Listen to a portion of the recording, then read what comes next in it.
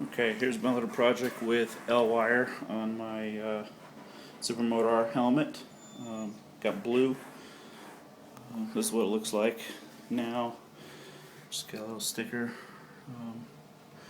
Got everything on here. Took me about 3 hours to do this, so not too bad. But this is what it looks like at night if I were to get it lit up. That's the back side of the mirror,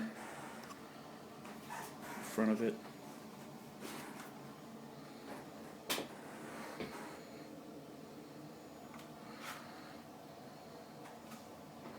I don't know, kind of like it. It's pretty decent, I guess. Pretty clean.